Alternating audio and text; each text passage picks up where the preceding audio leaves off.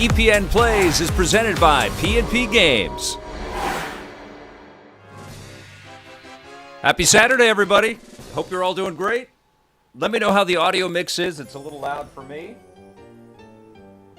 Just going to turn that down. Thank you so much to who just joined up for 15 months of being a member. That is amazing. Thank you so much, Board Cube. You rock. Says thanks for EP and P&P for making Saturdays fun again. Well, thank you for being here. You guys make Saturdays fun again for me. We freaking love being here. Actually, Lee Squarrick from P&P and I were chatting before the streams today, before we went live with EP Classic and then Judgment Day. We've got a pretty good batting average of being here. Got to fix the audio. I see that. Thank you. I have to unplug and plug back in. 1 second.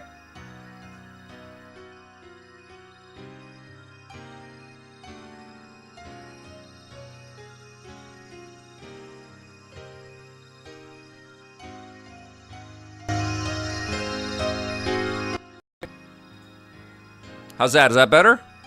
Check, check, check. Does that sound okay? Good to have everyone here. Welcome. Oh, thank you, Rathless. Thank you. Good to see you. Okay, 1 second. I just got to say hello to a few people in here. Very important people. John Yomtov subscribed to Tier 3, 54 months. John, I love you, brother. Thank you so much for the support. Goon Goon is here. Yakov 226 is here. Super Shane 64, one of my favorite games. Superintendent says happy Saturday.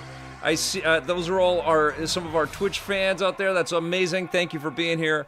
Twin War says my mic sounds messed up. I hope it sounds better now. Mic is popping. Thank you, Jack Hopkins. You guys rock.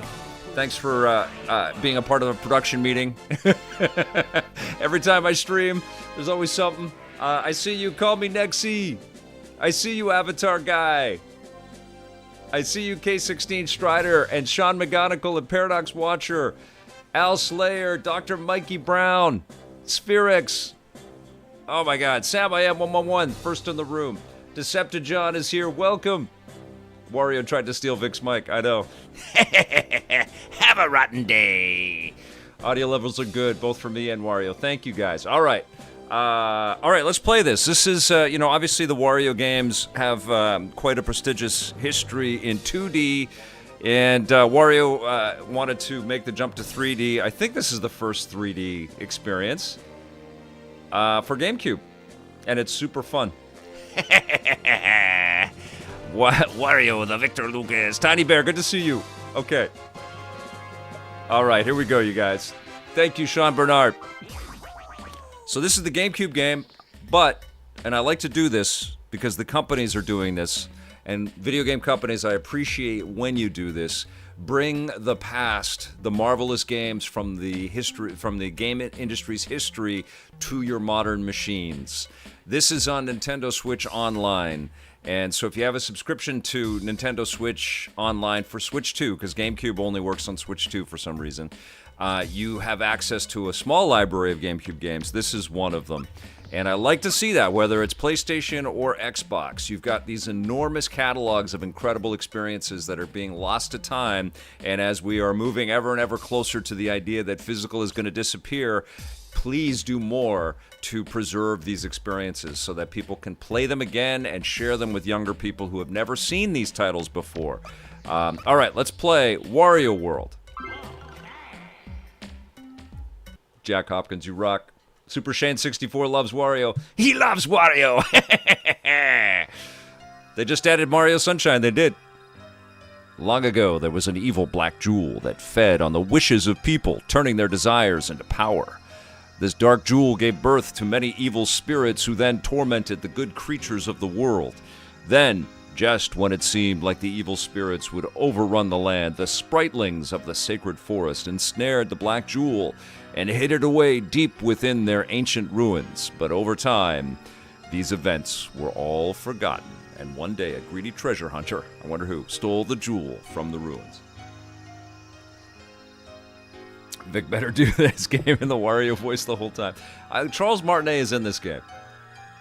Okay. I'm ashamed to admit I have no memory of this game. don't really remember it that well either. I played a little bit of this, but I guess I didn't save it. I think I just turned it off, but I wanted to check it out. All right, let's check this out. What's better, Vic Sean Connery or his Wario? My name's Bond. James Bond. How's that?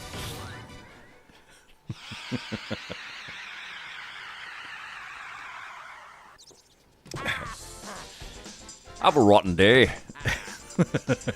Oh, I gotta fix the camera. Wait a second. Can I fix the camera? 1 second. Oh, it's just a couple of little points here. Here we go. James Bond.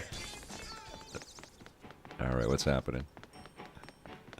Gotta do Wario as Connery.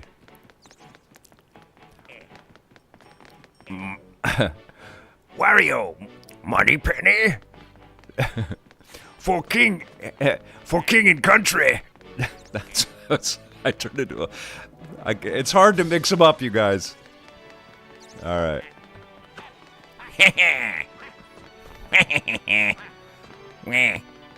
I love Wario. For king and country.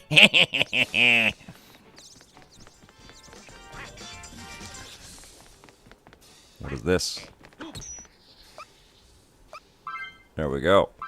Save the data. Look at that. I've saved the data.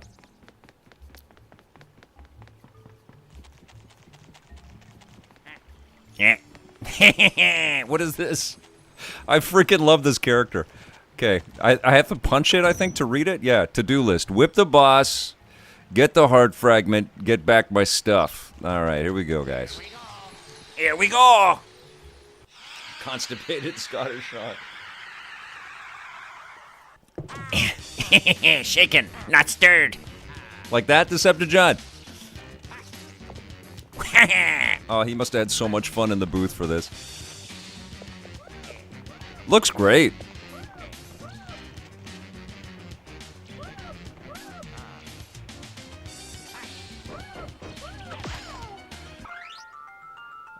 Wario, hi! I've been waiting for you! I'm one of the spritlings of the forest! I have really bad news! That evil black jewel you stole is sucking up all of the negative energy! Green energy swirling around in the castle! And terrible things are starting to happen! Honest! If you want to survive, press the A button to jump and the B button to punch! Also, press the B button to pick up and hurl KO'd monsters! Practice up, okay? Okay, that's it. That's all I can do on that voice. All right, here we go. We're going into the background. I'm in the water.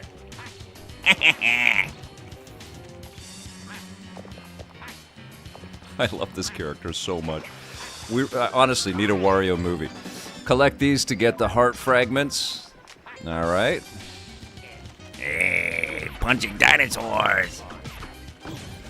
Or whatever these... Skeleton dinosaurs.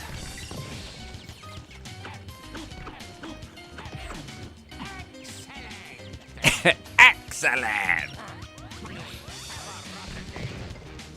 I've known Charles Martinet for a long time, but I did a panel with him a couple years ago at Fan Expo.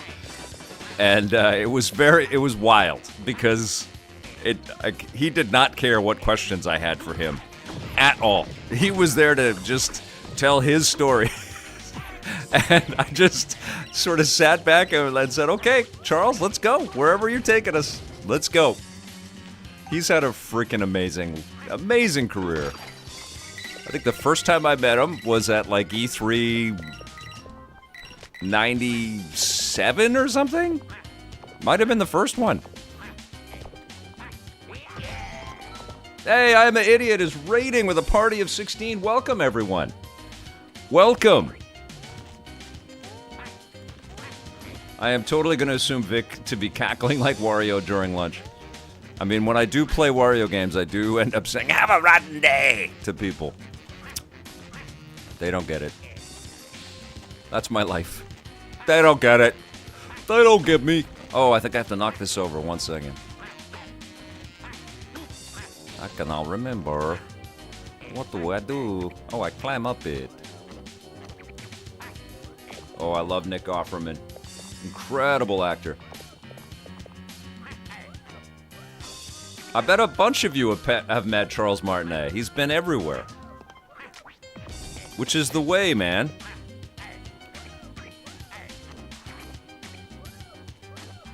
It was actually Sam Witwer that really opened my eyes to the whole actors at con thing, you know? Because I used to feel like... And I think it was portrayed like this in movies and the media and stuff. Just that it was like a... You know, it wasn't... It was like taking a gig. It was just a paycheck, you know? And I always used to have this idea that, you know, why are these actors asking so much for autographs and stuff? And then Sam Witwer really kind of laid it out for me. He said... Actors used to get residuals. They used to be able to not have to work all the time because there would be reruns and stuff and second windows and things. And they don't really get those deals anymore. They get a deal that's, you know, you get paid to come into the thing, and some of them can make a ton of money for sure. But they are waiting for gigs and not working and not making money. And so the cons have actually been a really wonderful way for people to make money. But the other side... And I see it when I see these actors at things, or comic artists or whatever, when I see these at events. And I do it for myself. Like, it's an incredible gift to be able to meet the people that like what you do. It's just so rewarding, you know? And I think we're all in our silos when we're building stuff, whether you make games or comics or movies or TV shows or write books or whatever. And it's just such a thrill to be able to say hello to people, you know? And he really kind of changed my viewpoint on that whole thing. And so now I see it as the kind of the gift that it is, you know? Like, I think it has become maybe too much of a business, but it's also an incredible way for people to make connections like that. And I think it's really cool. I love it. When I go to the cons, I friggin' love it. I love seeing you guys. I've met a bunch of you guys at different things, and I love it, and I want to do it more. So I'm trying. So stay tuned for possible news on that. We'll see what happens. I'm an idiot. Thank you so much for joining us and for bringing some pals. You rock, my friend.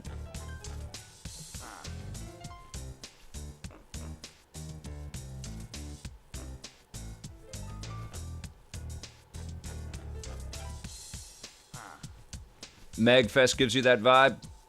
Who's saying that? Anthony White. Hey, Wood, thank you so much. Hey, Vic and Chat, question for everyone. If you could replace a dream game for GTA 6, what would it be? Oh, my goodness. So take GTA 6 off the table. Thank you for the super chat, my friend. That's amazing. Take GTA 6 off the table and replace it with a dream game. Ooh, man. Oh, I mean, GTA 6 is kind of a dream game.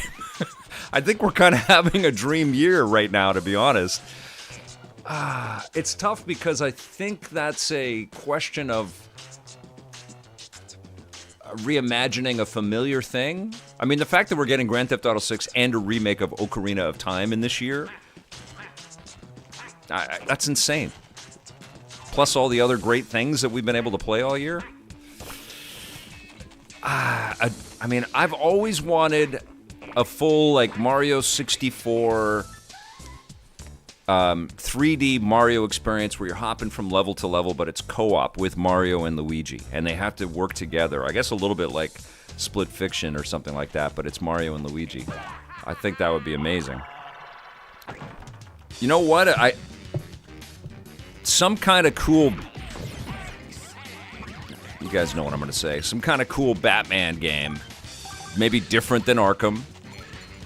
Maybe it's Batman and Robin, same kind of thing, working together. Maybe it's got a Silver Age kind of vibe to it, or even the old TV show kind of vibe, but it's an amazing game. That would be really fun.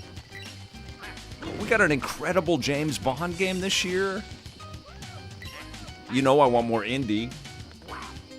I don't know. Indiana Jones 2, yeah, I mean, like... We're doing pretty good. I know that there's a lot of crappy stuff going on in games, you know, in the industry, but the games are amazing.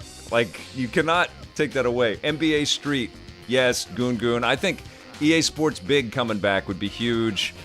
I think stuff like Mod Nation Racers, the ability to build tracks and stuff, but on modern hardware would be so killer. And MotorStorm coming back on SSDs so it doesn't have to take forever to load between levels. That would be freaking fantastic. Okay, so we have camera controls. Oh. Mod Nation was so cool. It was such a great idea. What was the other game that United Front made? The Sleeping Dogs. A sequel to Sleeping Dogs would be incredible. Oh my goodness. More Burnout? Yeah, I mean, that's the thing, right? Like, what we're going to say as a dream game is sequels or remakes of things that we already love. And, you know, we're getting Grand Theft Auto 6. I'm psyched for that. I know it sucks that it's not physical, but I can't wait. Hey, you know what? Remake of Legend of Zelda will be physical. I did a poll, actually, on Twitter. I don't have that info in front of me, but I did a poll about what are you most psyched for? And the 4 that I picked, and Gears of War E-Day is going to be insane, guys. Oh my god, I can't wait to play that game. I'll have a preview of the campaign in the not-too-distant future. And I talked about, in the most recent episode of Reviews on the Run, I talked about the multiplayer betas, which were really, really freaking fun. But the 4 that I picked for my most hype for the rest of 2026, Zelda, Ocarina of Time Remake, Gears of War E-Day, Grand Theft Auto 6, and what was the other one? It was Wolverine, Marvel's Wolverine. I do have, Game Dog Egg, I do have the disc of this, but I love showing off when the companies have made the effort to preserve classic games on modern machines. I like to tip the hat and appreciate and show them respect that they're doing that, because I think it's really important. And so this is part of the GameCube library on Nintendo Switch Online. So good on Nintendo for doing that, but my god, they have 1,000 more GameCube games they gotta put on that thing. And same with the Super Nintendo and Genesis and NES. Like, there's a lot of stuff they could be adding to those libraries. What am I doing here? Am I just jumping on this? What's happening? A new driver game. Oh, Iron Temple. Love it. Thank you, Triple O's. Thanks for the super chats, you guys. I'm paying for coffee with my fam today. All right, here we go. Let's go. Get me up here. Oh, maybe I... That's it. You got a butt bounce, guys. When in doubt, butt bounce! All right, there we go. Wario, are you using the B button correctly? Hold down the B button for a dash attack. Just face the direction you want to dash and then charge. Okay, that's enough of that. I want a VR version of the original Final Fantasy 7 to 9. Oh, man. I just appreciate you being here, but thank you so much, Triple O's. You're very kind. Hey, Star-Lord is here on Twitch. Dave the Canadian, I love your video interview with Lee Squarek from TMP. Thank you so much. Isn't he great? What a gift to have a partner like PMP and then to have somebody like Lee to connect with. We hit it off on our first Zoom chat, and he's just an amazing guy. I really am grateful that he's our ally, you know, and PMP is our partner. They couldn't be better partners for us. And straight up, please support us by shopping at pmpgamesonline.com. They are an incredible partner. This news about PlayStation going away from physical media is absolutely affecting their business, and it just helps them and it helps us if you start supporting them. You know, they're a small business comparative to other retailers out there, and they need people that love physical games to start shopping there. And we do too, because they support us. So please consider shopping at pmpgamesonline.com. All right. Partnership fits like a glove, right? Big D's? And I've had great retail partners in the past, but nothing this symbiotic. You know, they are past and present games. That's what PMP stands for. And that's honestly what EP is now. Like, I didn't know that we were going to be carrying the torch for the preservation of video games media, when we started with Electric Playground. But that's what we are now, We're the only multi-decade behind-the-scenes television of the video game industry on Earth. Nobody did this.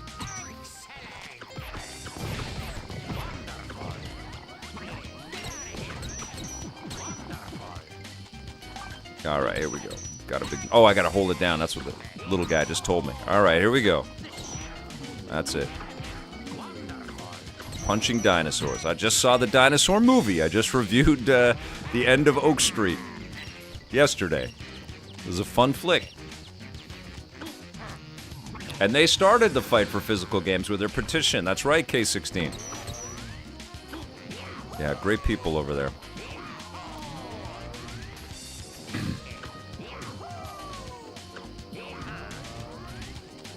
Come on now. Got him. Excellent. Still looking forward to the eventual EP reboot. Well, stay tuned, Electro Lucky. It's a weird time to be knocking on doors and saying we should go again. It's a strange time. But I really feel like the industry is missing those visits.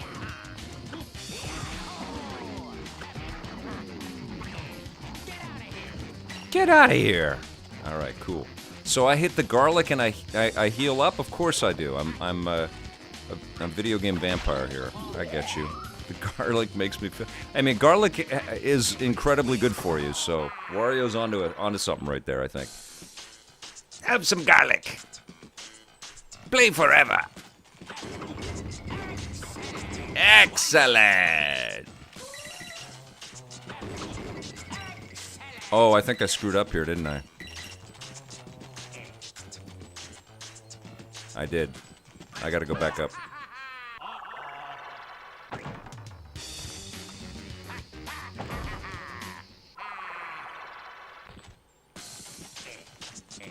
We always had corporate partners, Big D's. I always like to, appreciate the comment there. I always have mad respect for this, businesses that operate on a lot of different, silos and cylinders. But I would have meetings with marketing folks and people, and I would just cut to it, I would just say, look, it's, and sometimes some of these companies would call me in to consult a little bit and to chat with them about the mood of the people out there and how their games are perceived and stuff. And the only benefit I have ever had in my career to people that make games is my honest feelings, about this stuff and being straight up with them. That's the only value I bring to all of this. I mean, you guys would have smelled anything else other than that, and honestly, that's been the stuff that has been hard for some, and I'm not going to throw aspersions there, but some other things to kind of persevere. The reason why we lasted for as long as we did in the incredibly complicated world of television is that we were straight up. We just told it the way that we saw it, and you guys could see it and feel it. I used to think about some of the other stuff that was trying to cover games, and sometimes people had way more money or like a huge platform behind them or whatever.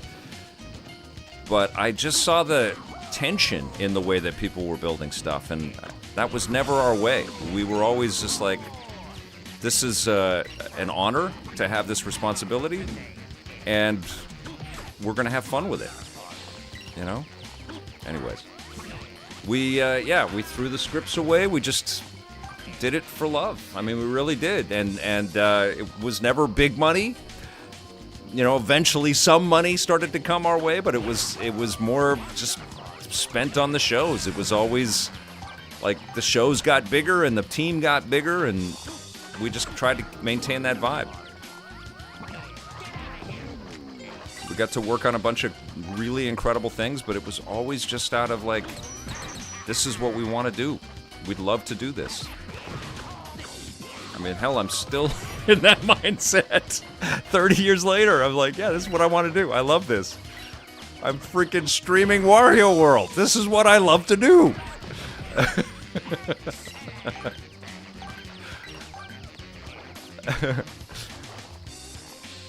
I wish we were still in a time where efforts like yours were rewarded with the proper exposure instead of people bombarded with front-page garbage, SD, RGX2.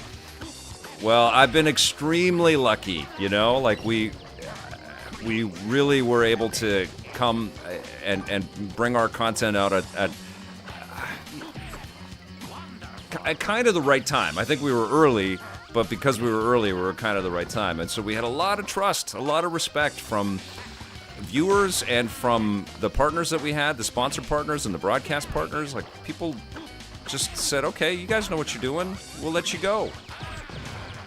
You know, we offended some people along the way, got some letters, I had some, you know, heated conversations sometimes with some developers and stuff, but I think everybody just recognized we're doing our best, and we loved it, and we weren't going to squander the opportunity, and we never did.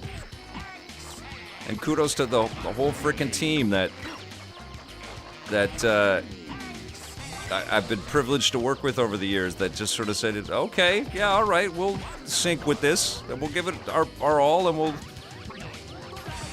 we'll try to make the best content like this that we can, you know, and I think we did a pretty good job.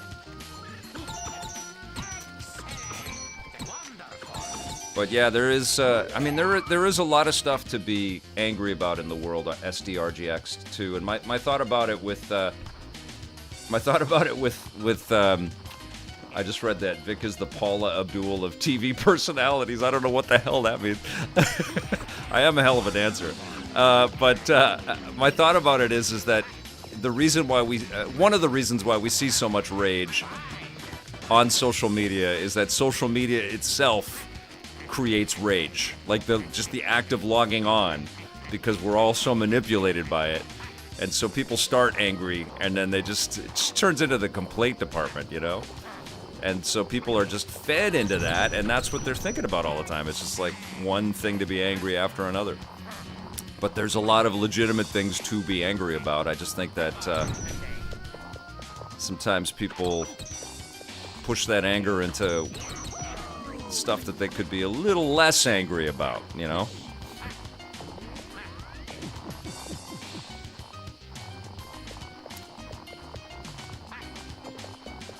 I don't read off a script, so when you're seeing reviews on the run, oopsies, we've never used a script. We've always just gone and had conversations, and even today when I go out and shoot my reviews now, I'm just spieling. I'm just trying to find my thoughts. So it means sometimes a little bit of editing, or quite a bit of editing, depending on how sharp I'm feeling that day. But it's always, you know, trying to navigate with my honest thoughts there. Ah, Big D's. You rock, my friend. Screw it. Come get these $10 American to convert to Canadian and keep the good fight going. World needs EP. You rock, man. Thank you so much. Thank you for everything. Thanks for your support and your great comments and just your positivity. Oh, I told them Straight Up, which is a Paula Abdul song. Okay, I am an idiot. Thank you. I thought it had something to do with my sexy legs or something. All right, here we go. What are we doing here?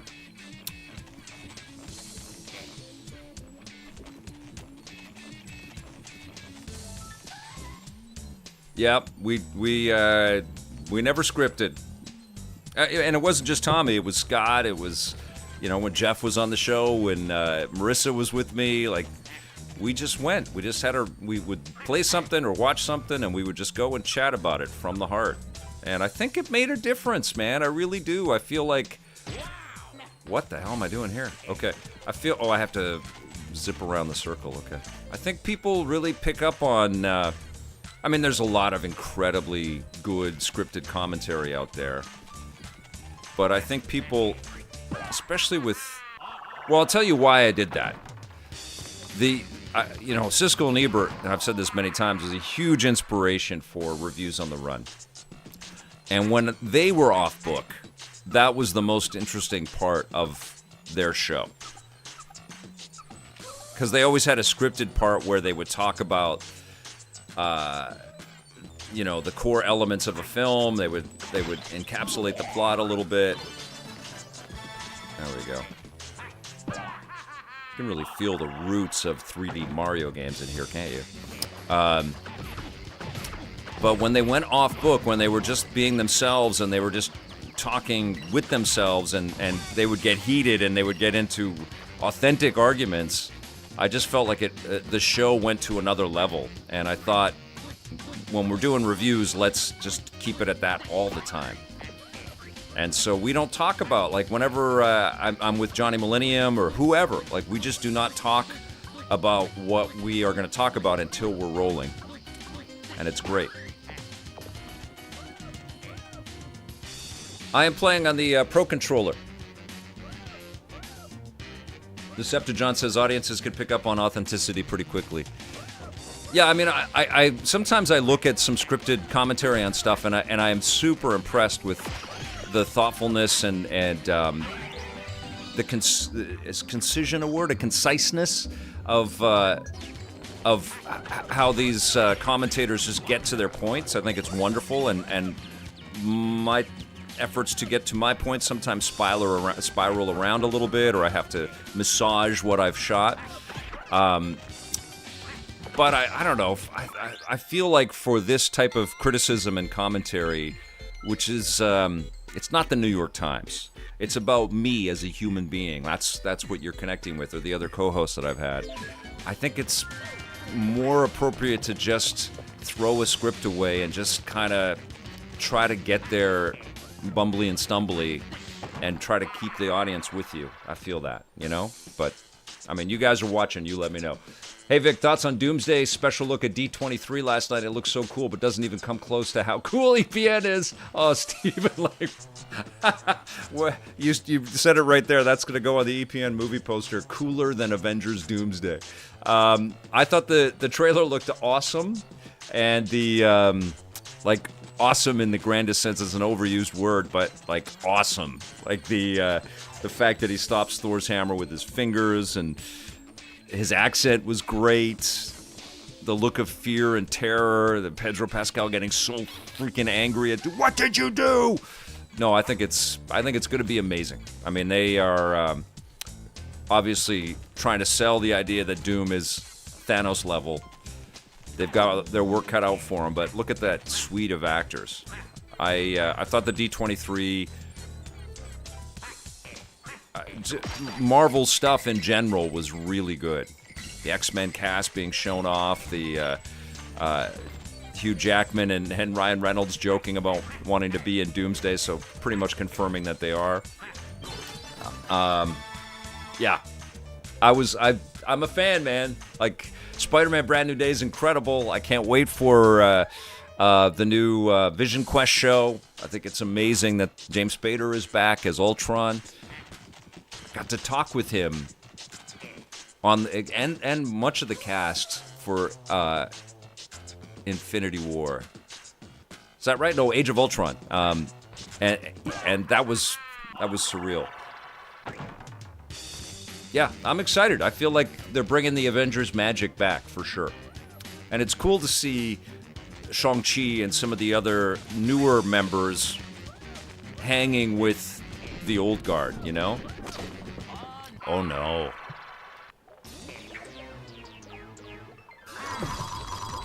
Okay, here we go. What's happening? Oh, these ghost dogs. Here we go.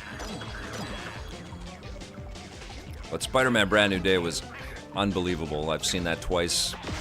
It's my favorite live-action Spidey now.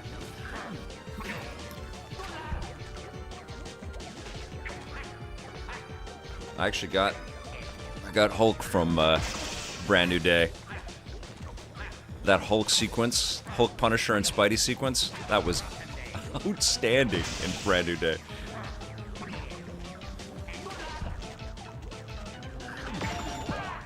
Hit the boxes to find the spring to jump back up. Thank you, Sam. Sam, I am 111. Have you played this recently? Oh! Am I? Oh, is that just a checkpoint there? I think it might be. Yeah.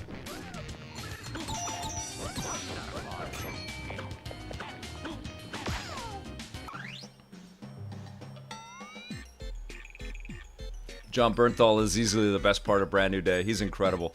It's Decepticon. I'm excited for Ghost Rider 2, and it's funny that Sean Levy and Ryan Gosling did just, pop out twice. Starfighter, I saw the leaked stuff on Twitter yesterday. Okay, got that. And I don't know. It almost feels like the plots for Starfighter and Ghost Rider could be the same. We'll see. Oh, did that just take me back to the beginning? To go and collect everything if I didn't get it? Okay, I see. I see your design. I hope Starfighter is great. The trailer didn't blow me away. Nor did Ahsoka Season 2, unfortunately. Oh, there we go. We're collecting jewels on the W's. Okay, gotcha.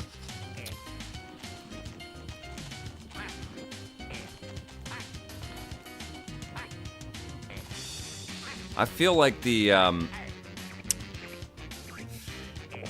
don't know.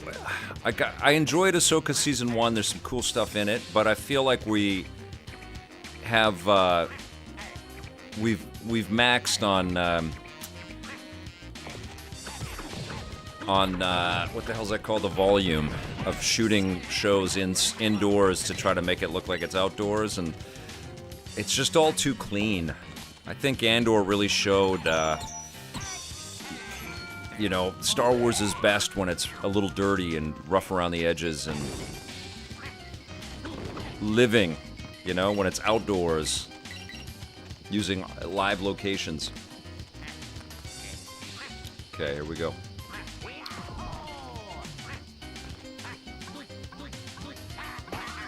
Just saw Foobs pop in, he's playing. John Yomtov says Star Wars is finished. I mean, they need to excite us with stuff for sure. And I don't know what the answer is. I don't think the answer is connecting it to Marvel, which is what Kevin Smith is going to do next year with the comic book. I don't know if that's the answer. He's an awesome comic writer, Kevin Smith. He is definitely one of us.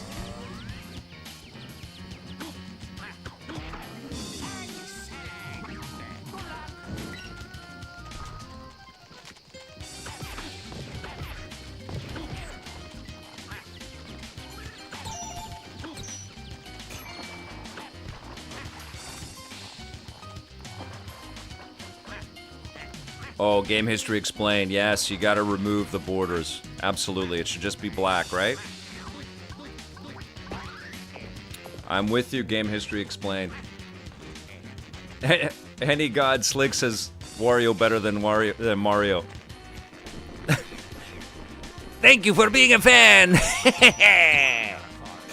You can climb up those boarded nails to the tree. I know, didn't I do that already, though? Let's see another level.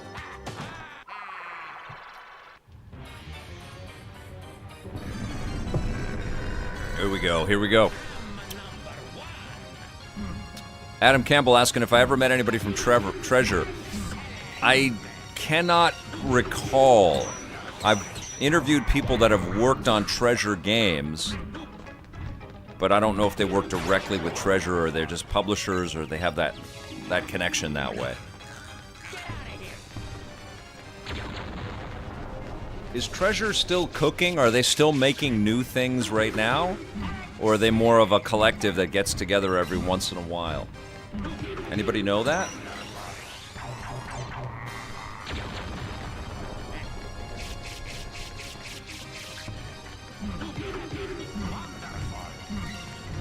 Wonderful!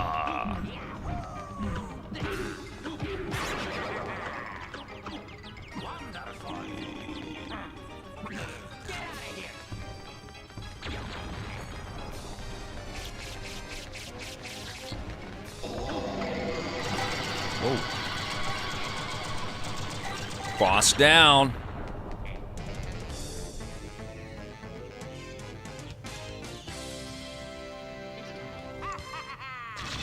Technically still a company, but I haven't made anything in a long time. You know what? I'm going to try to reach out to some Treasure people next time I'm in Tokyo. I would love to get some of those guys on camera. That would be amazing. What's your favorite Treasure game, Adam Campbell? I was just playing Gunstar Heroes on my 3DS the other day. Save this data, yes. All right. I think this is a pretty damn good port, you guys. It's running very fluidly. I mean, it looks very empty comparative to modern 3D platformers, but it's still super fun. Noya says, I think Treasure has less than 10 people now.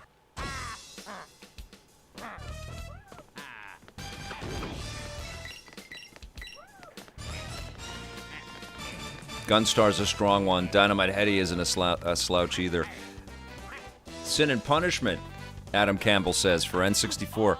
I was playing Gunstar Heroes, yeah, because I was digging into the menu of the stuff that I have on 3DS.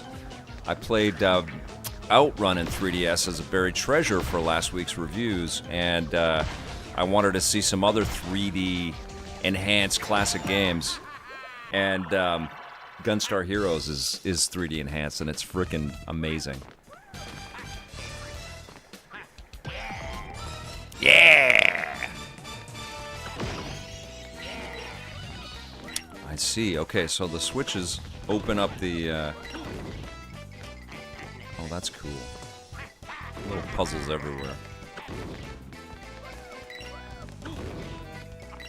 That's it. Okay. Oh! Okay, I see. I see. When you fall, you got to get back up here. Okay, I get you. I understand. I understand what's going on. Okay.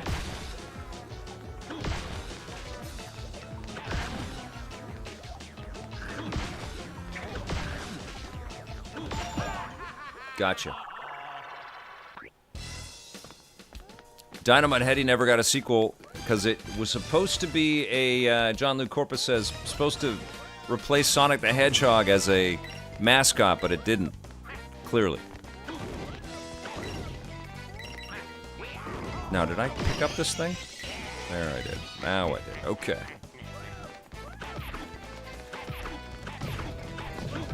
Shimu Miku says Vic doing Wario voice as a jump scare.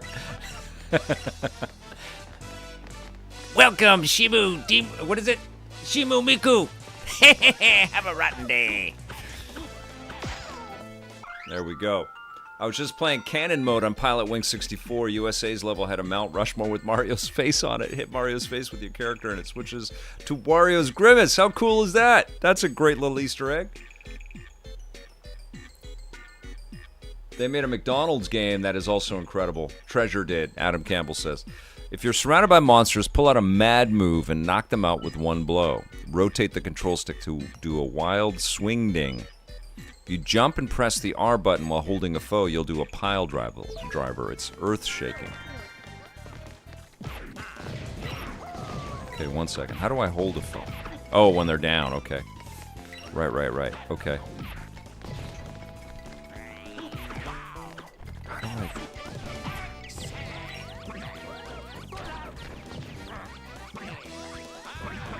Awesome. That's great. This is a really cool game.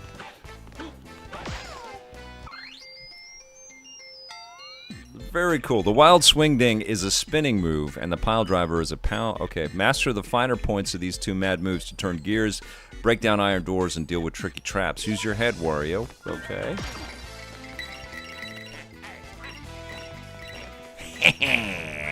I love these coins.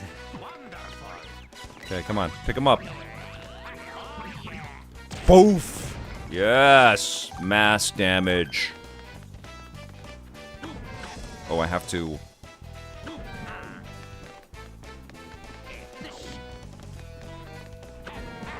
What is it? How do I...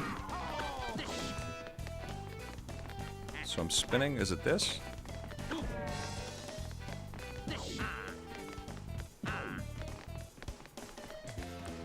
How do I do this?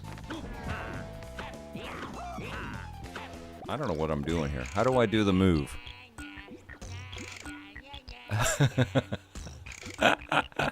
Oh my god. What an awesome game. What do I do? How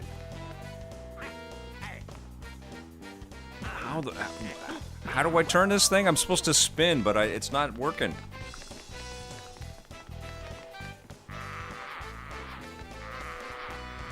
Oh, you can suck in the coins. Oh, I have to spin someone on it. Okay. I'm loving it, Henry Godslick. I don't quite get the spin thing yet. Let's see if I can pull this off here.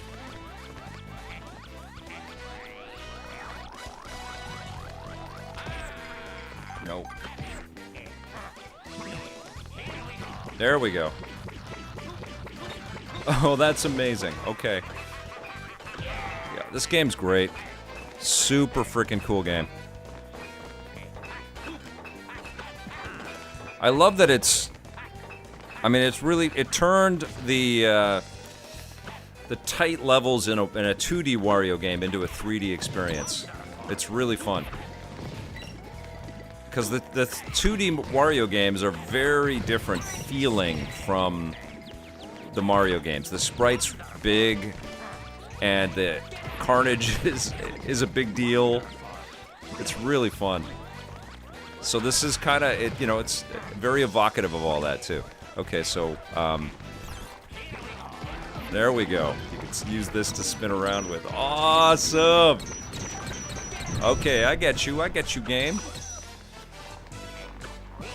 Oop.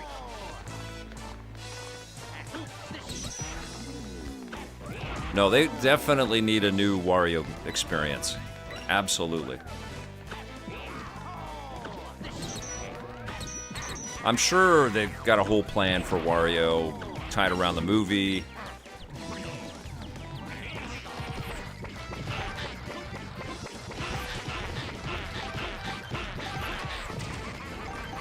Super important character, and adds a lot more, I don't know, variety and spice after Bowser, right? They can do a lot of stuff here. A Wario Land game coming out next year, Decepticon says. Okay. That would be amazing. What do I gotta do here? Do I have to pick up the, Oh, I got a pile drive. That's what I gotta do. Alright, let's go. Okay. Yes. Look at this.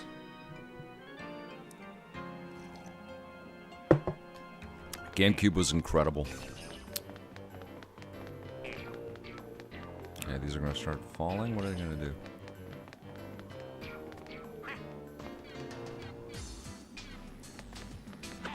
Oops. Uh-oh.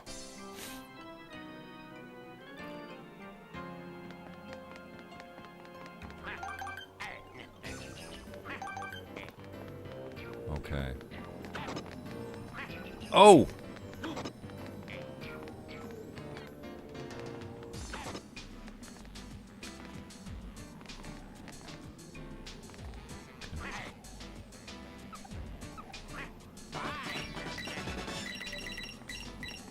Pretty straightforward, okay.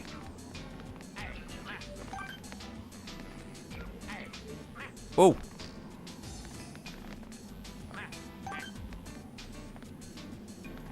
Oh my god.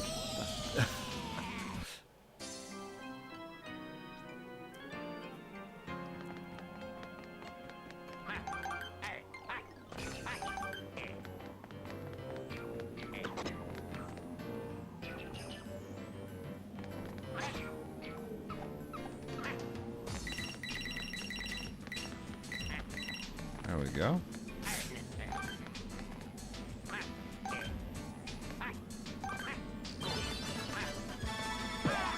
Yes! Ah, Atlantic Feather, thank you! Thank you very much! Thanks for being a subscriber, my friend! regarding Wario and the John Yomtov has some insider info. Says Wario and the Universal movie universe. There was a brief plan to have a Wario crossover with Gru in the Minions. Oh my God, that would be incredible.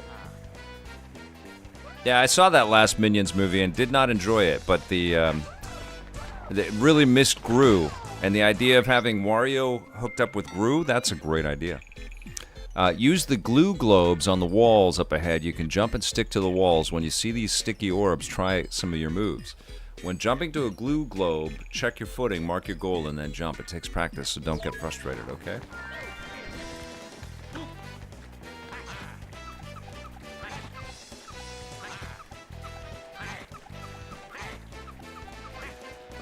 Alright, that's not too bad.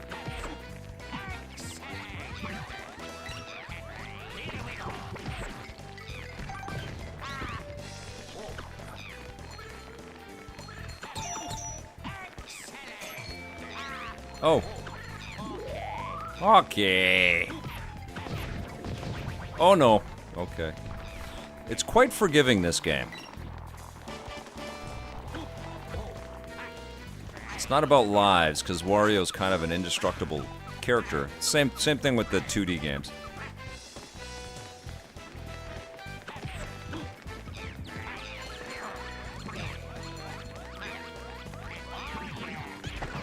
There we go. Sir Blue Knight, I played it back in the day, but I've played so many games that I definitely don't retain all of this stuff. I've been reviewing games for 30 years, so it's like everything is new again. Ow! And then playing games, you know, since the 2600 days, so got some stuff trapped in the old noggin.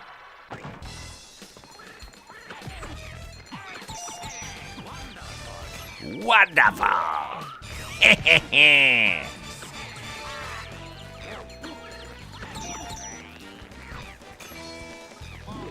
There we go. Okay. And I can't remember if we reviewed this one or not, because, you know, for a bunch of our early seasons, we made 13 episode seasons, we made 26 episode seasons, then we got into some 52-week episode seasons, but even when we got to 52 weeks, we couldn't get every single thing. It wasn't until we went daily and we had teams in a bunch of different cities where we could really, I mean, we covered a lot of stuff. We had mobile games going, we had second opinions, third opinions sometimes on the biggest games. It was really wonderful.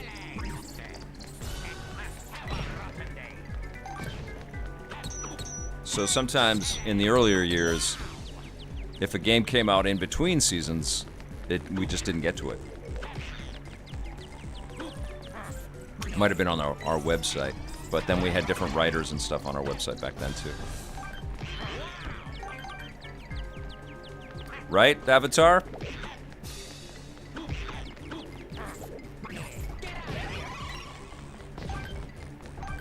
Yeah, I think you know, obviously I'm partial here, but the game industry took us and G4 and game trailers and some other things for granted, you know. I honestly, I keep saying, I think the idea that the games industry said, we don't need like an ESPN around our industry, which is essentially what G4 was. We can just let them struggle and not find enough advertising, and then, you know, have Comcast decide that they don't need them anymore. That's fine, because we have YouTube. I mean, that's just a really silly. It's like they had a CNN around their industry and said we don't really need that anymore. And they could have saved it. They could have said, nope, we'll sponsor. We'll just keep going. The ratings will come, and you guys will pivot. And you'll do other things. And they should have.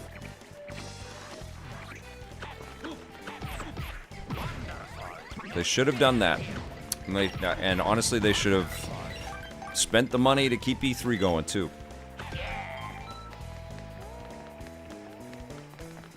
All right, here we go.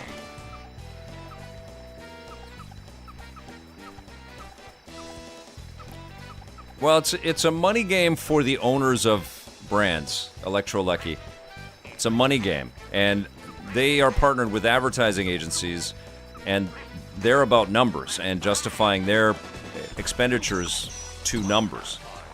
And so that was the dilemma that G4 always had. It was a small network catering to a very specific audience, and the advertisers were the game industry.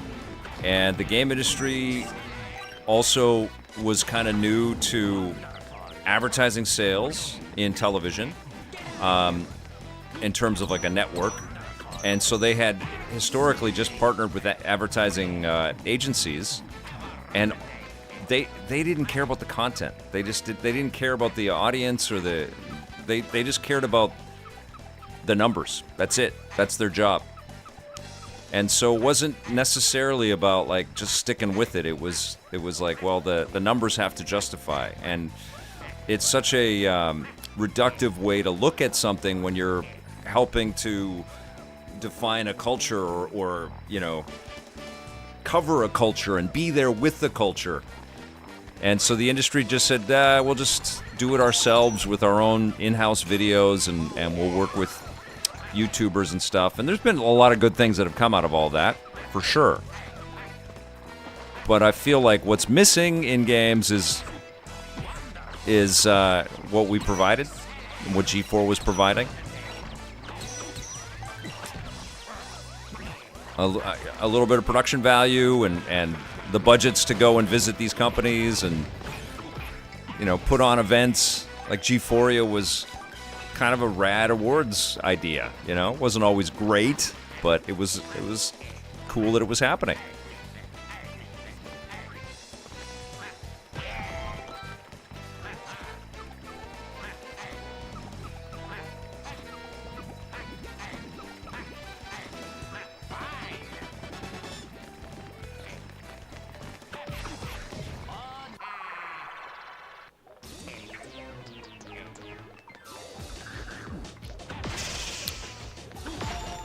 Well, Big D's, their jobs were all reliant on numbers, that's it. They all were. And to some degree, that's the executives at these game companies as well. It's numbers all the time. And their share value, stock price has to go up. That's what they're responsible for. And, it's not just in games, it's in movies, it's in music, it's in books. But,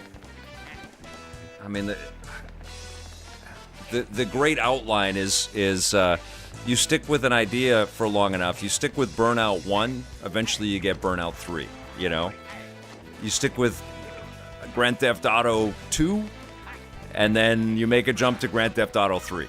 You know what I'm saying? Sometimes the stakeholders, the money holders, they just got to believe in a thing. They just got to stay with it.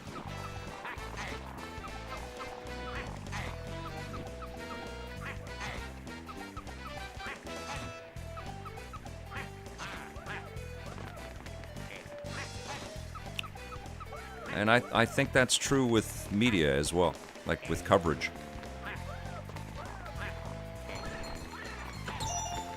Oh, I don't need it. I see, I keep wasting my coins on garlic when I don't need it. What's this over here? Ooh, this big freaking turtle with a tank on it. Okay. Oh, man.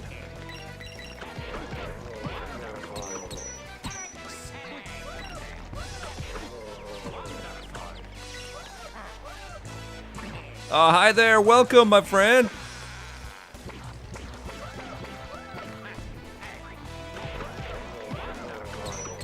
Thank you for the super chat.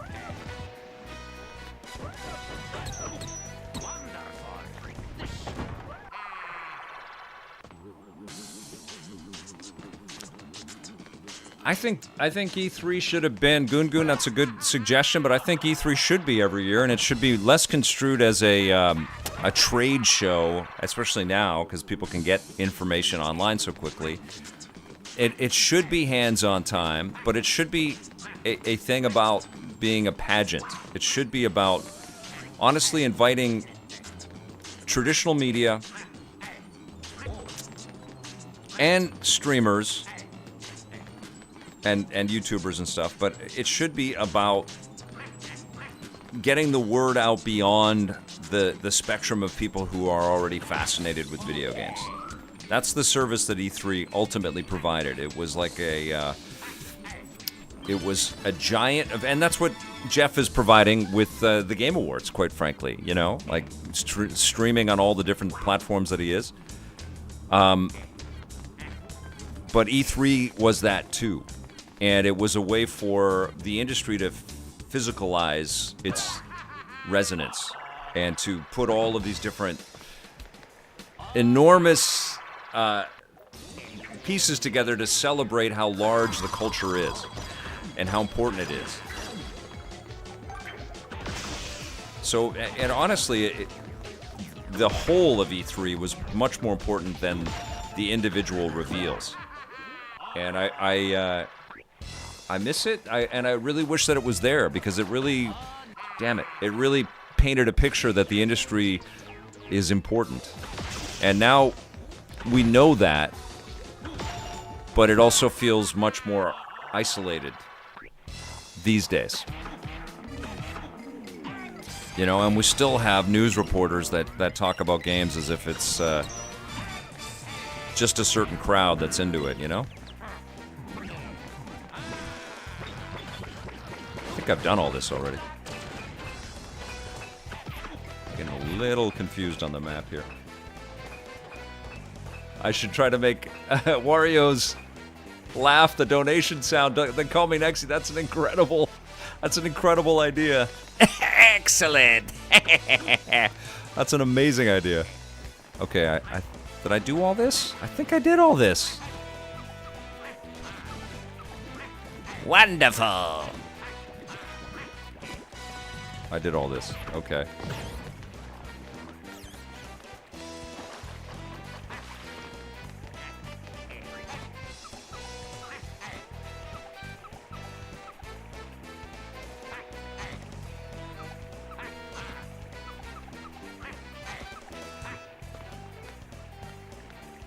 Yeah, I did all this.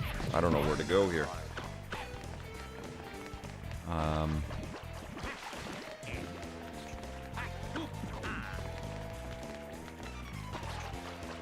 What do I do? Okay, here we go.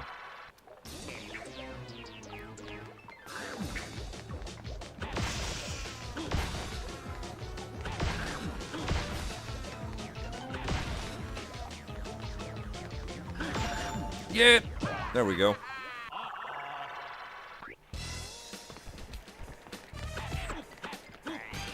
Well, you know what it is, Twin War? It's very siloed, is what it is. I mean, you see it. You know, the companies that are making a game work with influencers or YouTubers or whatever that focus on just that style of game.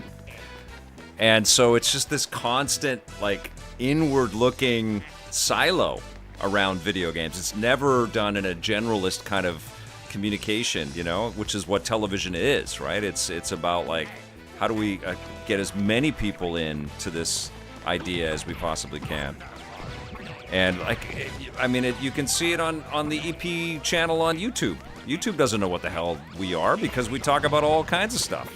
I review movies and I review games and I review freaking action figures or whatever, and they just don't get it. And so the robots, the algorithms that handle the way that stuff gets out there now, it's so hyper specialized. It's about echo chambers. It's about just being in that same sphere of influence all the time, and it's unfortunate, you know. And that's what E3 broke free from. You know, it said, no, every taste is valuable here, and this culture is meaningful to a lot of people.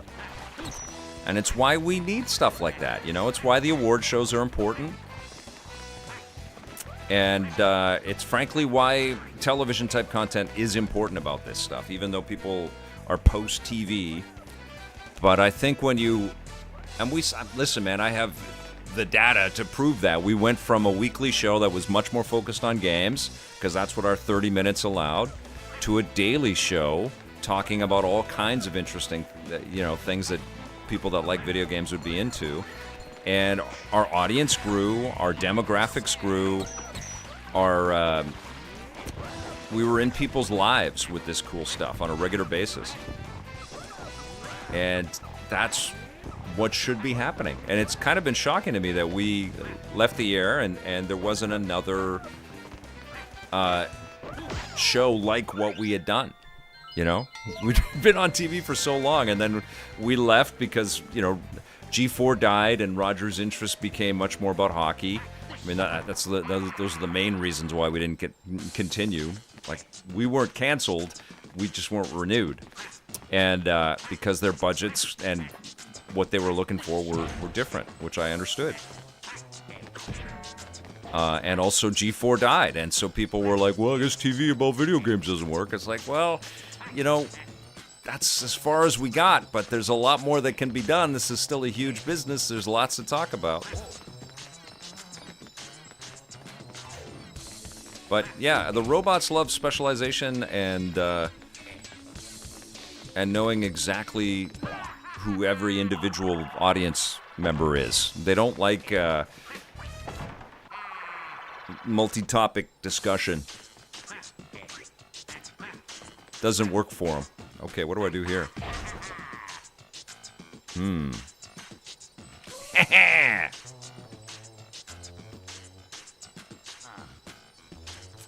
You left the airwaves, and for a little while longer, X Played stayed on and tried too hard to be edgy.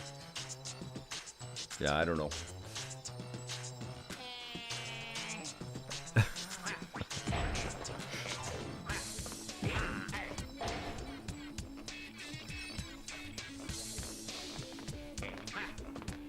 How the hell do I get over there? I'm confused.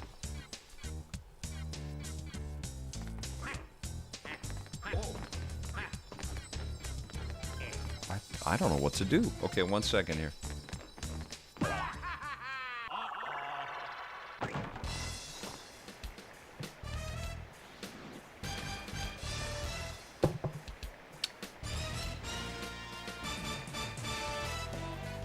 The one thing that I definitely would say about G4 is that they leaned into trying to compete with what the internet was delivering.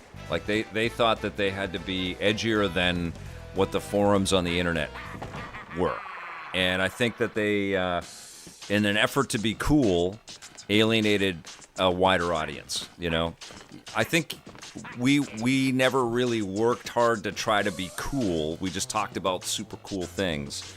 And we appealed to a lot of people. We had 50% women. Our audience makeup when we went daily was 50% women. And we were rating as well as like a TMZ, or remember when TMZ had a TV show, or Entertainment Tonight or whatever, in our weird time slots, because we were all over the dial. We never had a standard time slot when we were daily. But it was interesting to see that data, and it's because we were talking about the coolest stuff that humans make. The MCU launched as we went daily. We were talking about all the Marvel stuff, and games were really powerful and important culturally in a wider discussion. Now they are, but they pop like a specific thing, or it's just, to this audience this game is super important. To this audience this game is super important. And I don't know, I miss the stew of it. Yeah. Al Slayer. It's crazy.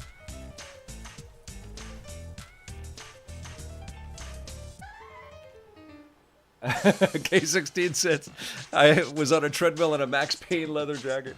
Oh, man. Well, I've always been the same nerd I've always been, you know what I'm saying? I have spent a lot of money on hair gel and hairspray, though, I will say that. But since the 80s, all right? Times do change, Zane Korvek, they do. And the audiences shift, absolutely.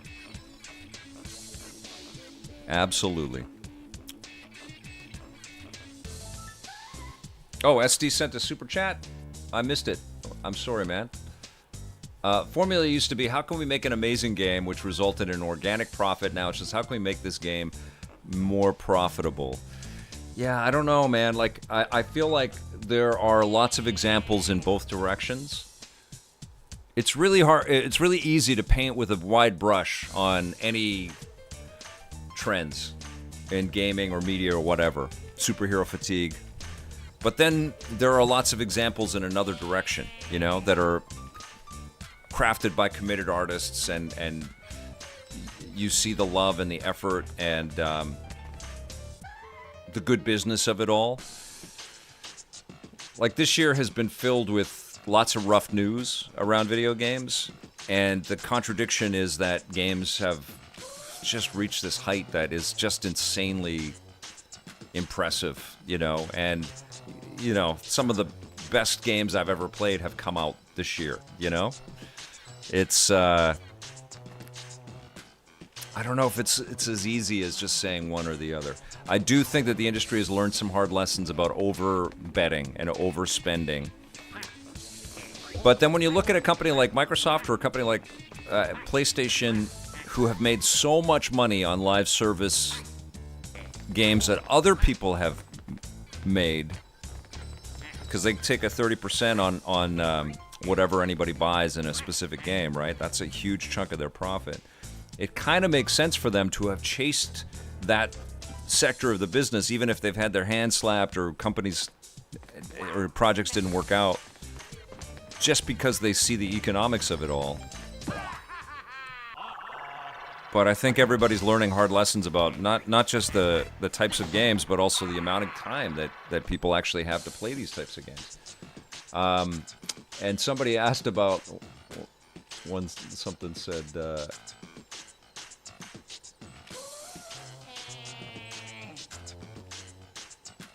do you ever struggle with whether or not to dye your hair? Avatar guy, PSN. I don't struggle with it, but I think about it every once in a while, because I do miss having some of the blonde streaks and stuff. I wouldn't want to have the same look of hair that I used to have, but it would be kind of fun to, I don't know, try. I mean, that's this thing right now, you know, even though it's a lot of gray in the beard, it's nice to change it up. It's nice to change it up, and I just posted Adam Campbell, I'm old school, man. I'm Joyco and Paul Mitchell. So if anybody from Paul Mitchell or Joyco is watching, reach out. I've been using those things since I was a teenager. But I posted my review of End of Oak Street on TikTok and Instagram and stuff. And usually I use those platforms to kind of push people to the main channels. But, you know, when you post to these things, it's like people re-experience or recontextualize for a second, and they like, whoa, you've got a goatee, you know? Been getting some comments about that right now.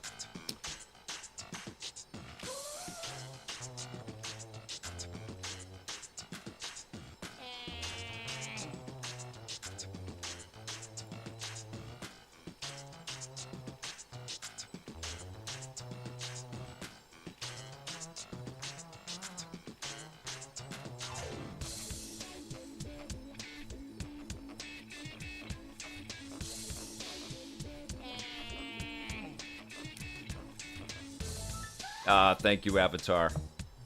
You guys are awesome. Okay, I don't know what the hell I'm doing right now. It's so erratic now. Starfleet Academy, second season picked up. Oh, you guys are talking Star Trek, I Red Earth? You were stuck in ads. Okay. That's hilarious.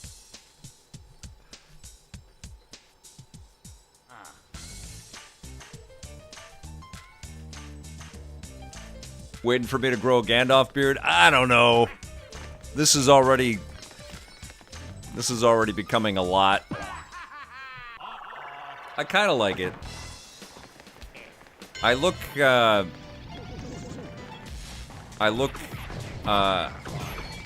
I think very Canadian when I have the baseball hat on and a goatee. I will say that.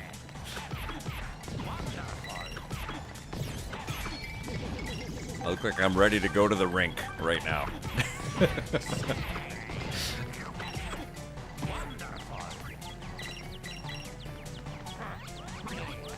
JBJ says, I look badass. You rock, my friend. Thank you.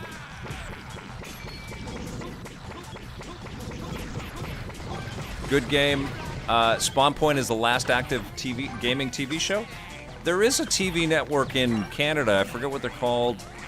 Marissa had a show on the network. And I think they're based out of the UK. And are they not making shows anymore? I forget what the name of the show is, or what the name of the network is. Watching Saturday morning cartoons has been replaced with watching some YouTuber play a video game and answering questions. Stephen Langford. Well, it's a trip for me, you know? This whole journey is incredible, and I'm so grateful, you guys. I know I say that every damn week, but it's true! And thank you for the super chat, my friend. Appreciate that. I used to be so freaked out about the idea of like playing games and trying to talk and hold a conversation while I was playing, and you guys know I'm pretty terrible at paying attention while I'm trying to answer questions. But the value of just hanging with you guys and being in real time and checking this stuff out, and then half the time you guys are my my guide, my real-time game guide as I'm playing these things. It's really freaking fun.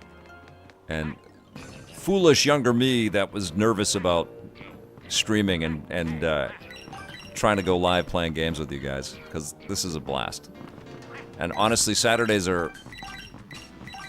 I look forward to it so much. I love hanging with you guys in the chat on the classic stuff, and then playing these old incredible games like this one. And good job on Nintendo for bringing this out to the Switch 2.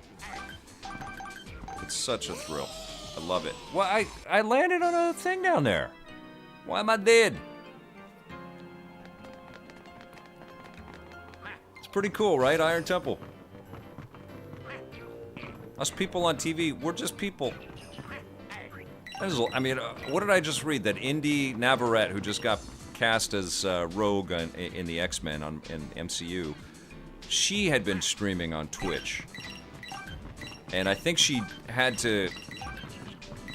she deleted a bunch of her old streams because she wanted to be... and I think she still does. I think she's a huge gamer. But she wanted to be taken seriously as an actor or something, which I think is pretty funny. Sam Witwer streams every once in a while. It's pretty damn fun.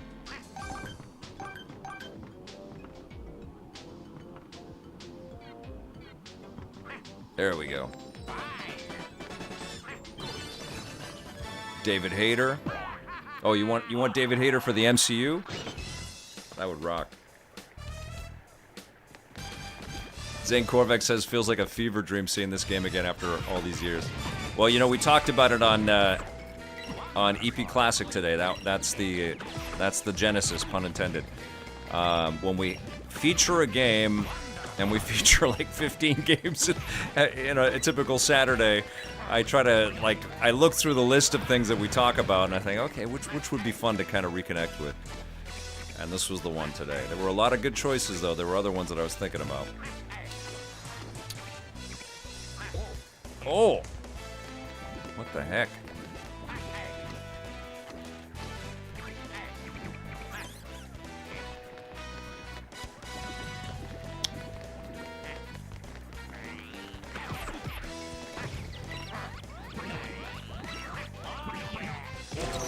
That's what you do there, guys. Okay, all right.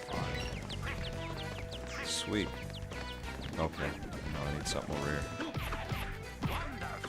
Wonderful!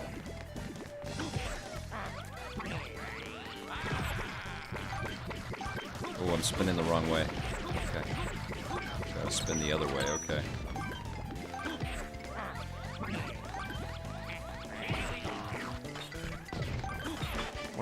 brilliant game. Who made this? Did Treasure make this game?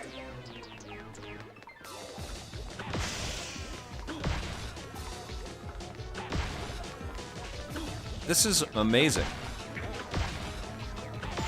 That's why you asked about Treasure. This is freaking fantastic.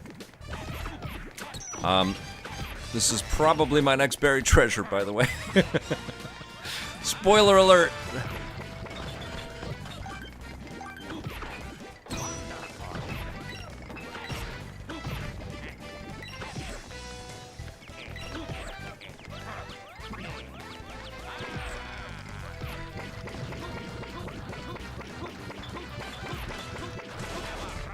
Wario made it himself. Sketches of Harmony. Okay, what do we got here?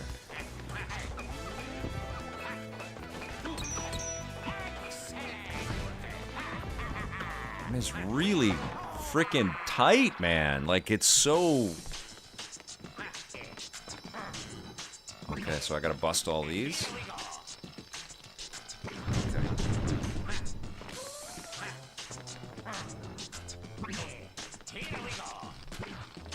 Oh, come on. Did I do this before? There we go.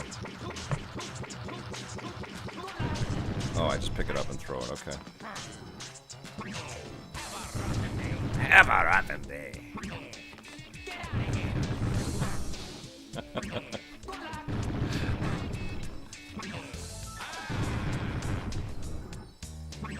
You should be able to boss them with these things here.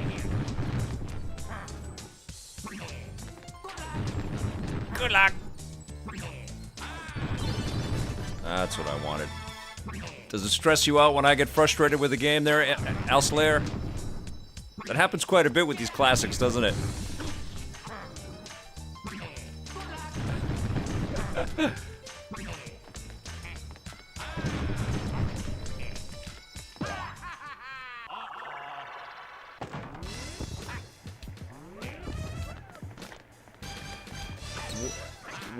What other puns did I get? Oh, hi there. Thank you so much. Super kind. Thank you.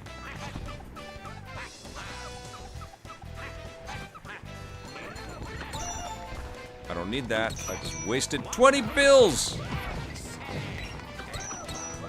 SD's asking if Guitar Hero Rock Band will ever return. Listen, Fortnite's got that right now. They bought the studio that made that damn franchise. It's part of Fortnite, but they never talk about it. So I don't know if people are playing any of that stuff right now.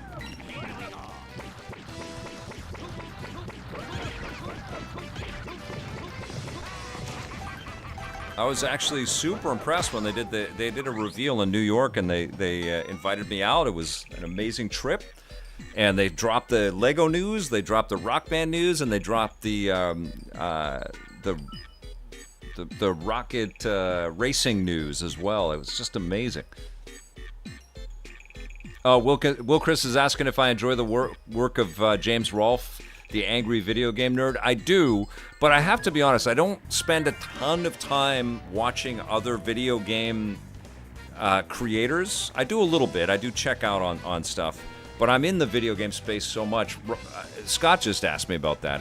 He said, what video game podcasts do you listen to? It's not because I'm not fans with them or friends with them. I'm just in video game space so much through the week that I like to listen to other stuff. I'm a huge fan of space news. So, I'll listen to Brian Cox or Neil deGrasse Tyson or whatever. I love Pivot, which is a weekly podcast. Is probably the one that I like the most, which is, some politics and some tech and some entertainment, kind of crossover like crazy, and business. I like the Smartless podcast. What YouTube? I do like, who I like, and I've talked about it before, and I think his commentary is so funny and smart, is, oh my God, what's his name? I'm blanking on his name right now. Kyle Bossman. So good.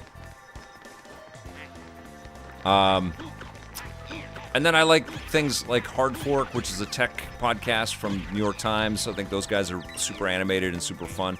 They're about to split off and become their own thing. And the Dax Shepard podcast I listen to sometimes.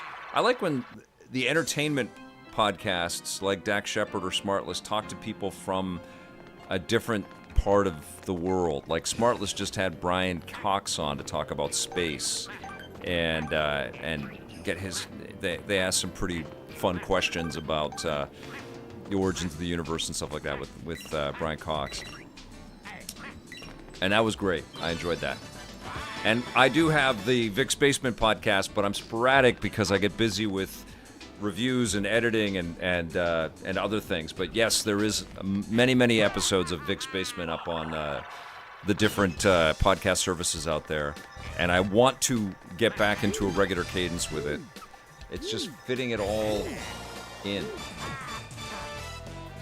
I do like Modern Vintage Gamer. I watch his vids all the time too. I like his delivery. I'm also a fan of Spawnwave. I do watch the Spawnwave news stuff. Not every day, but quite often. And I like how committed he is and how knowledgeable he is. He's very good at his job. Okay, so I've been here before. The game is fantastic, Triple O's. I knew it was a treasure game, but I forgot it was a treasure game, and then I just snapped to, and Adam Campbell and a bunch of other people reminded me that yes, this is made by Treasure, which excels at this type of gameplay.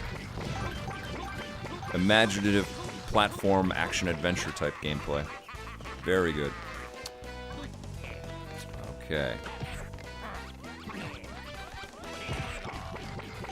Yes, I did work with Leo Laporte, and he was, super pro, fun guy to work with, but, very much he had his own brand and his own business and stuff. He wasn't really, like, hanging with the team at Greedy Productions or anything like that.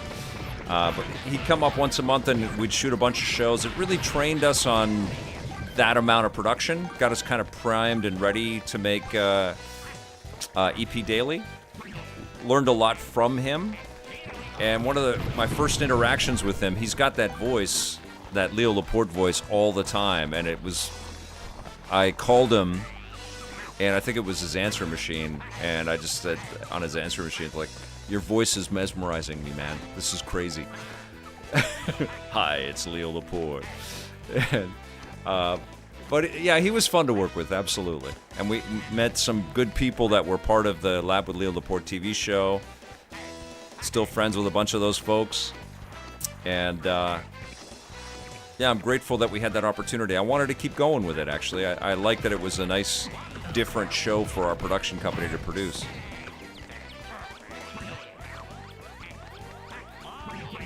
There we go. I didn't do this way. Oh, it just takes you back here. Okay. And Leo is still streaming. He's still going strong. Absolutely. Iron Temple, we were working on so many different things, so many different projects that we changed our name to EP Media. And then it became more difficult for us to just explain that we had the electric player. It still is, because we still, like, Vic's Basement still happening, and Reviews on the Run is still happening. That EPN became an easier thing for us to say than just Electric Playground. And Braceware, thank you so much. Thanks for posting the EPN Classics. Every episode is a fun time capsule. Also reminded you of GamePro TV. Did you ever catch that show back in the day? I don't think I ever did. I'm in Canada. I'm based out of Vancouver.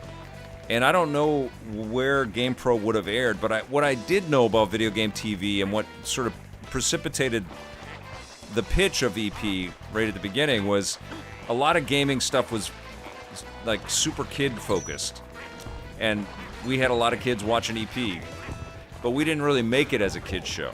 We made it as a show to go and visit with developers and stuff, and I felt like that was our unique quality about the show.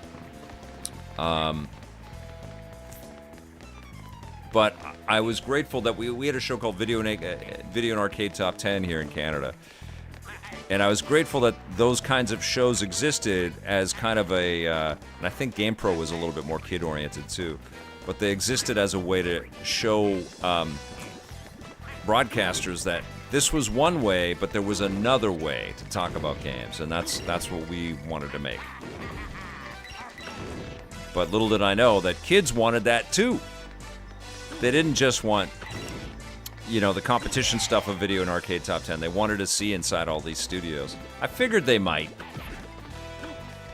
Because when I was a kid, I would read the magazines, like they were Atari magazines and old video, what was it, video games magazine back in the 80s. And I was a kid. And I wanted to know who was making all this stuff. And I figured that people that like video games would want to know who's making this stuff. It aired on NBC, and you're in Canada as well? Okay, cool. Well, I don't remember it.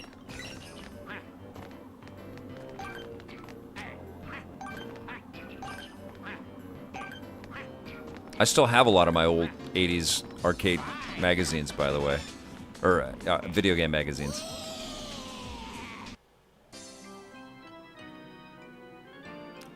Big D's, we did have Adam Sessler on the show a couple times. But as a, you know, just a guest interview. But we never did a crossover with X-Play, no. Oh, damn it.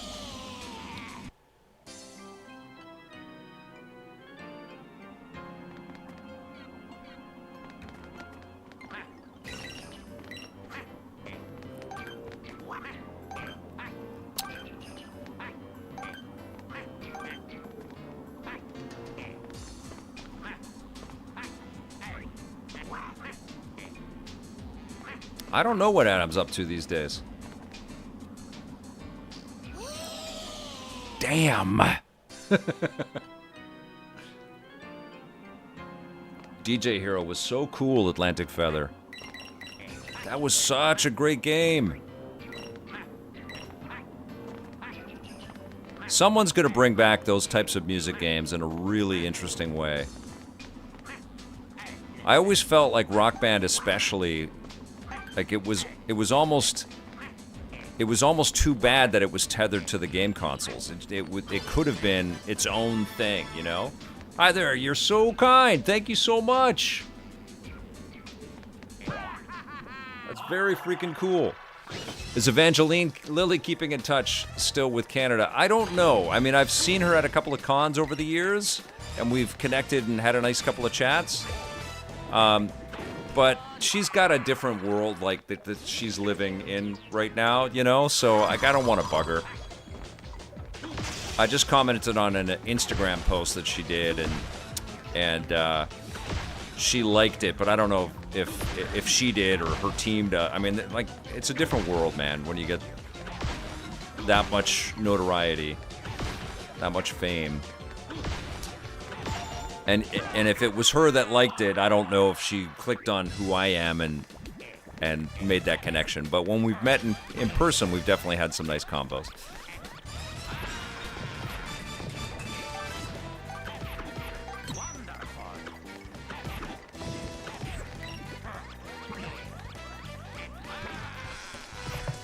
Ah.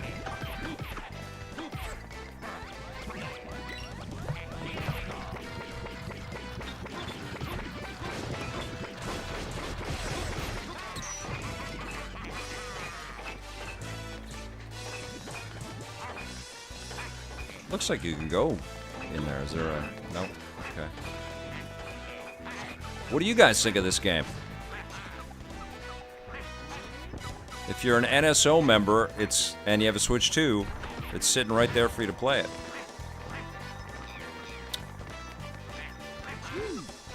Oh, that takes you right back to the beginning. Okay, that's what I did before. Okay. I did that. Okay, so I gotta go right here. That's what I didn't do. Okay.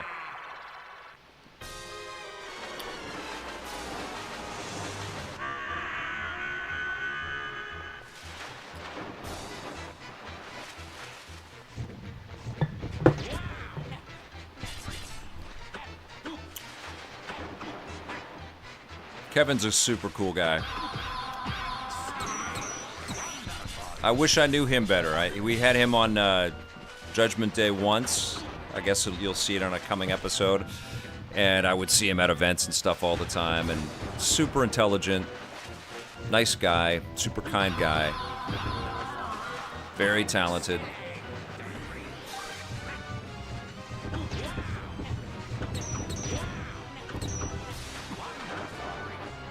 I hope he's doing well. I don't know what he's up to. I know he's got an AI podcast with Gavin Purcell, who's also an incredible guy. He was one of the producers on Attack of the Show, and then he actually ended up on The Tonight Show with Jimmy Fallon. And so he's had an amazing career, Gavin Purcell has.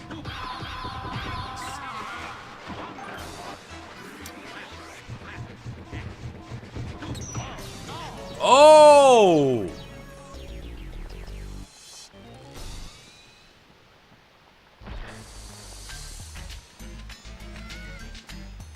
Yes, let's go. So you got to spend the coins to continue.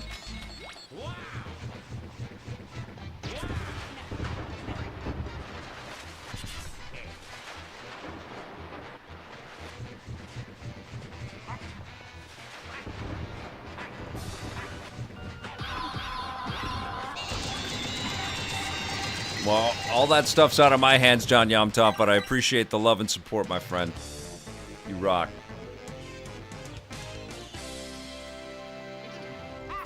What other Let's Plays or game streamers? Honestly, I don't really have the time to watch other streamers, Yadness. I wish I did, but you know, the games that I talk about on reviews, I'm playing those things for hours and hours and hours, and then I go and shoot, and then I'm doing the editing. I have my colleague Blake Siefkin is helping me put the reviews on the Run episodes together. He puts all the footage in after I've done the rough cuts and stuff.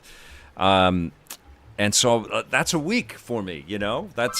And then I'm posting videos and comments about stuff, or sending links and imagery about the things that we're doing throughout the week. A week fills up very quickly, so I don't generally unwind and watch a bunch of other streamers, unfortunately. And even when I am watching stuff, which I can't complain about. It's all the things that I'm into, but I'm usually watching a movie or a show or something like that ends up becoming something that I review. So I fill up the weeks pretty quickly, and I am active on social media, probably more than I would like to be. Did I just do this one? I think I just did this one. That's coming up in an episode of reviews for sure, Solid Python. I can't wait for Lanterns.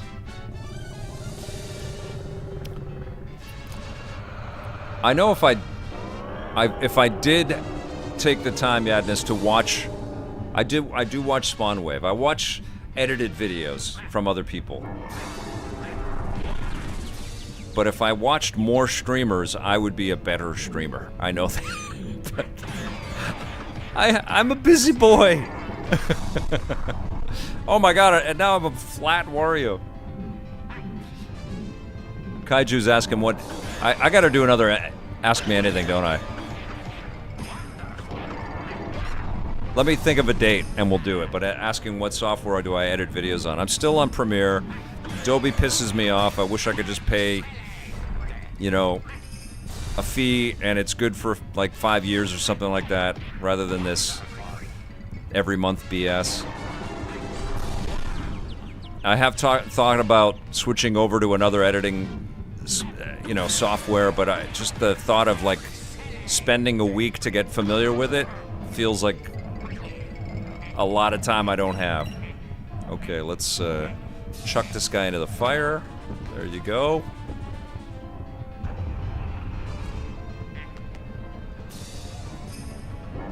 Yeah, I've looked at DaVinci for sure. I downloaded it, opened it up, and thought, okay, this is cool. And then I saw the way that they laid out everything. I was like, oh my god, this is going to take me a while. We did that when we were working on the Metal Gear Solid documentary. We were avid when we started that, and midway through we switched to Final Cut Pro, I think. And that was a freaking nightmare. I mean, it just added so much pressure to our team understanding this new piece of software. Oh, I'm supposed to grab the tail. Okay. Treasure rules.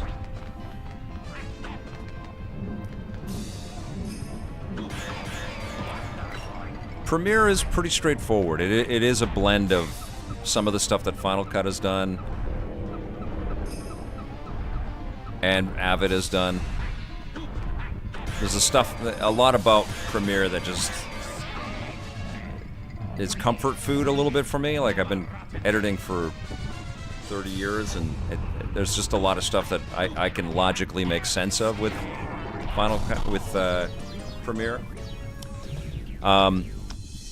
But that's it, you guys. I gotta go. I've got some family stuff that I gotta do right now, so I have to call it on the stream for right now. But this game is incredible. Good on you, Nintendo, for allowing WarioWare to be part of the collection for the GameCube for Switch 2. Very freaking cool. US So-and-so says PNP rocks. PNP Games rocks. They sure do. They are our partners across everything, including this stream here today. All of the classic episodes that you guys got to watch and will get to watch going forward on Saturdays. Thank you all so much for joining me. Thank you for the super chats. Welcome new members, new channel members on YouTube, and new subscribers on Twitch. I appreciate you all. Thank you so much for just being a part of my world and being a part of this community. It means everything. Thank you guys. We will see you soon. And until then, play forever.